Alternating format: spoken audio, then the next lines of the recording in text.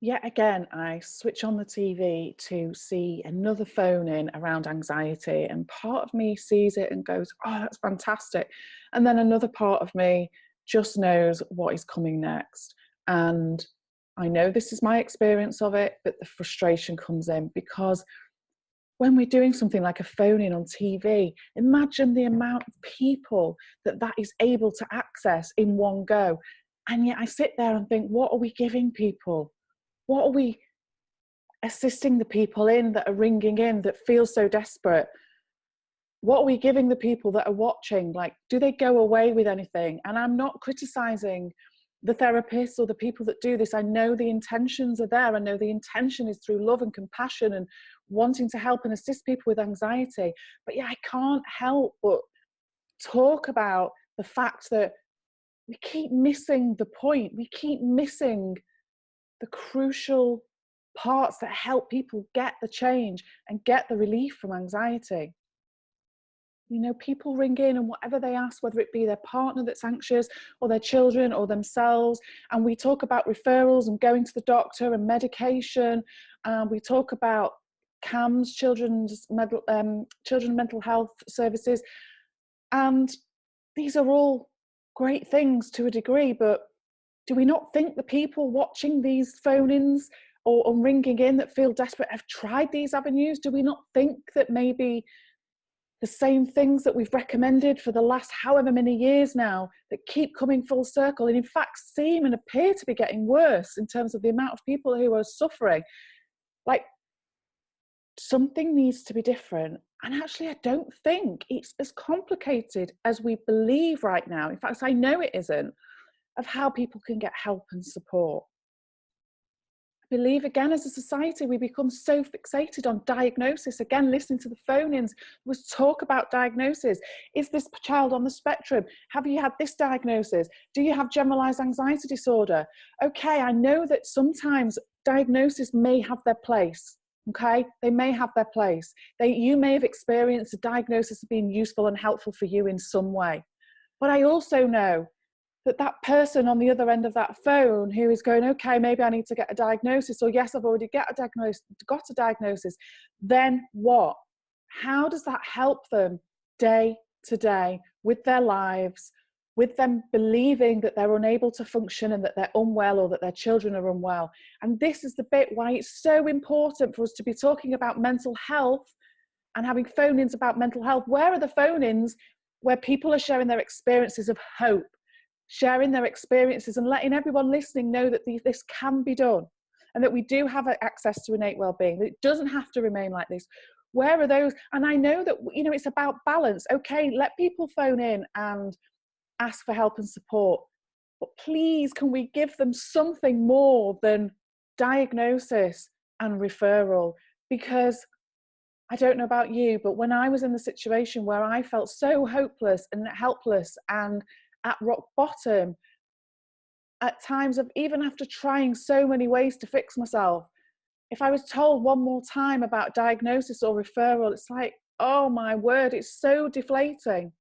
I'm not saying that's the experience for everyone, but that was my experience, because I know that no matter how many times you go to the doctors or get medication, or we still have the capacity to overthink the life out of absolutely everything. And that is what is creating us distress. It's so straightforward, but yet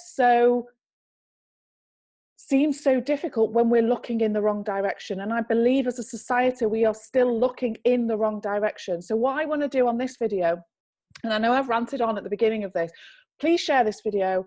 Please, let's share tips, let's share insight into mental health, as opposed to reaffirming to people about diagnosis and mental illness. And actually, what are we giving them? Let's give each other more, because you know what? It was the really simple things that helped me gain massive insight, you know?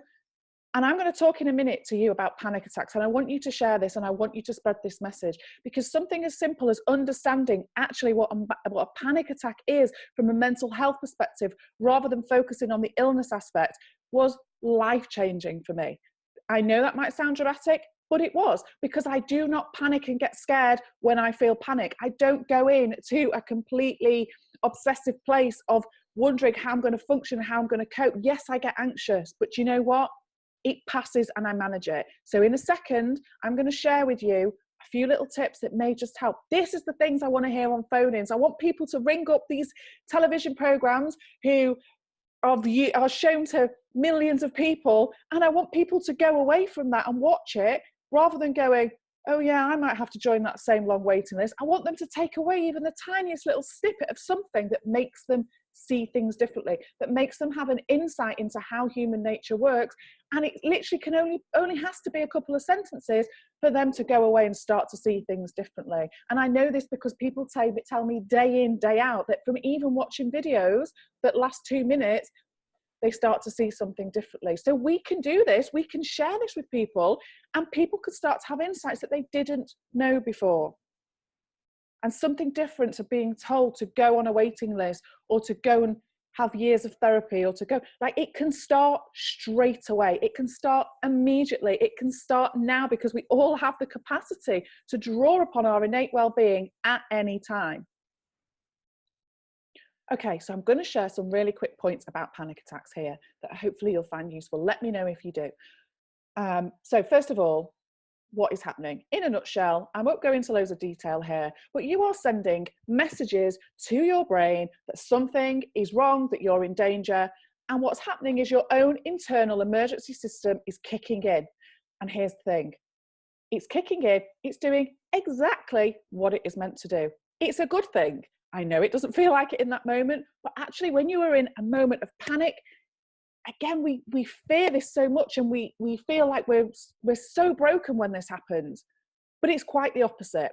What's happening is your system is working exactly as it should do to a response of you telling it that there's an emergency, that there's a problem. How are you doing that? By wondering what if all the time, by questioning your ability, by questioning your capabilities, by putting unrealistic expectations on yourself. There's a million and one ways in which we can do this, but the response of your body is absolutely 100% spot on. It's exactly how we're made to function.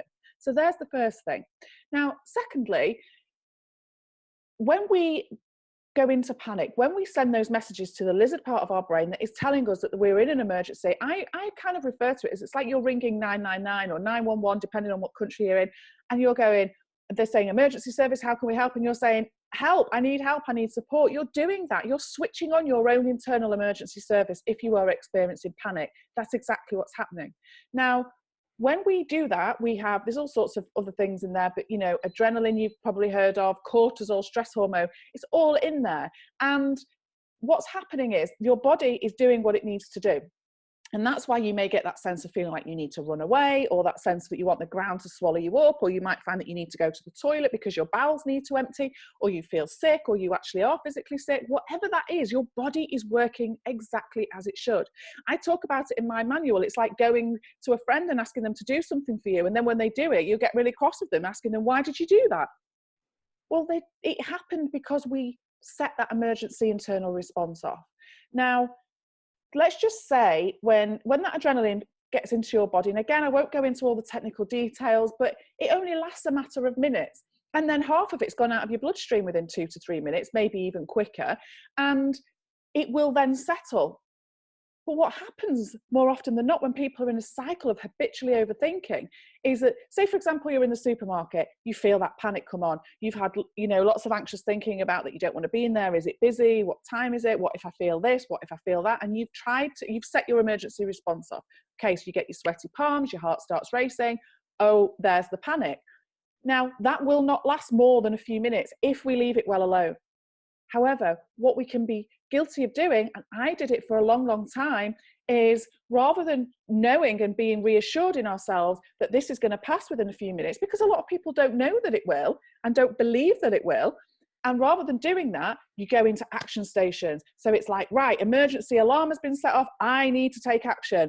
I need to either very quickly pay for my bill, or I need to get out of here and leave my shopping and abandon it. I need to get home. I've got to drive in the car. How am I going to do that? What if I feel faint while I'm driving?